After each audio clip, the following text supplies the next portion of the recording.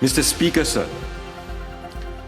we fundamentally disagree with what the Workers' Party's proposal will imply for our society.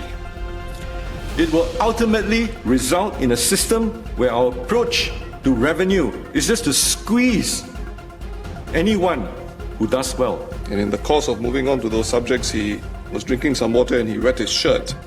I don't know whether that was in anticipation of some of the points he was going to make.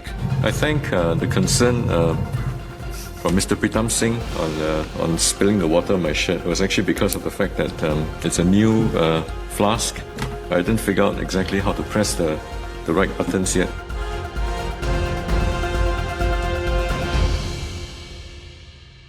The Workers' Party suggests that we can do away with the GST increase if we raise more taxes through other means. Now, that is a revenue shortfall of $3.5 billion. They say, put a heavier load on some Singaporeans so that we don't have to have a GST increase. It sounds very simple and attractive, but ask yourselves, is it really doable? Make no mistake, this government's approach is that the rich should carry a heavier load. We are raising income taxes on the top earners, property taxes on higher value properties, and the ARF, or additional registration fee for luxury cars. But there's a significant difference between what constitutes a fair load and what constitutes a punitive load.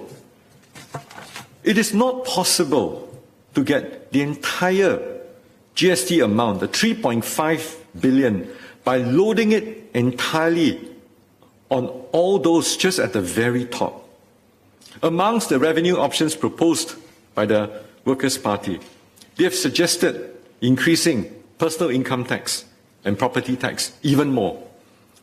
If we were to do that, we will have to raise the tax rates on income and property even more substantially.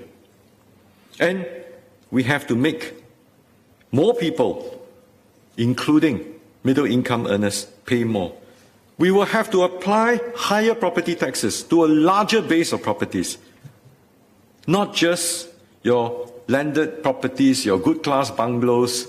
It will also go to all condos, perhaps executive condominiums, the ECs, and perhaps even eventually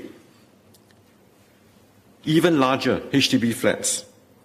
Residents from across the country, the whole island, they will all be hit.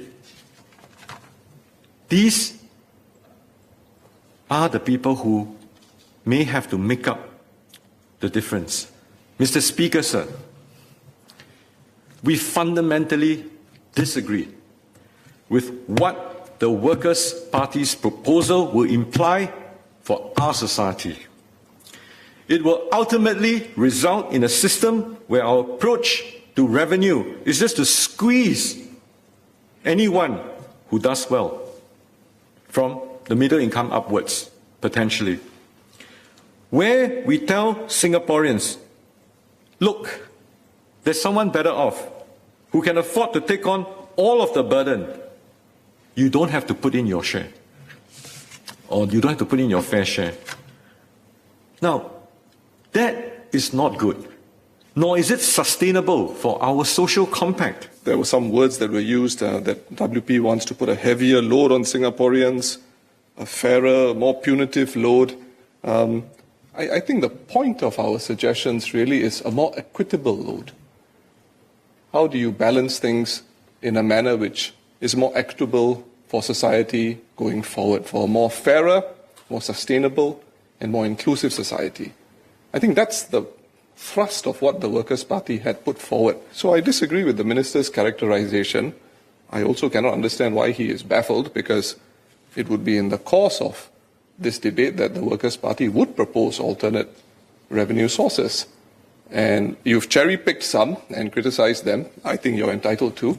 But if you look at the proposals holistically, you would understand that the Workers' Party has put up alternatives for a rise in GST. Whole crux of this was for you to, or for your team to consider what you're proposing consequentially could result in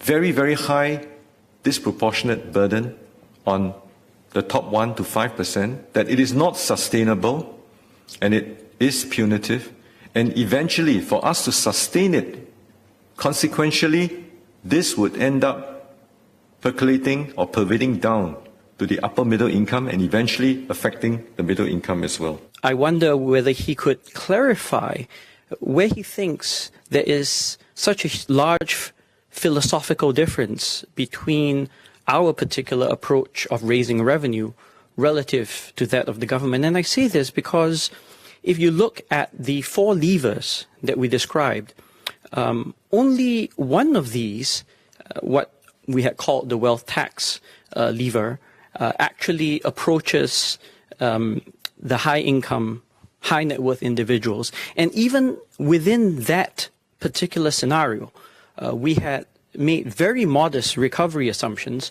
amounting to something in the order of 1.2 billion on wealth taxes alone. Now, of course, the whole is 3.5 billion. And so it is important that to understand that the rest of that whole would have been met by much more broad-based forms of taxation. Similarly. Now, I think in terms of the philosophical differences, therefore, my point to perhaps Professor Lim and Workers' Party is that do they now, having heard our explanation, decide that they support the GST and support the budget? The understanding that he had of the WP's alternate proposals are incorrect, and we will clarify in the course of Minister's wrap-up speech, depending on what Minister of Finance says. It's just important for me to put that on the record.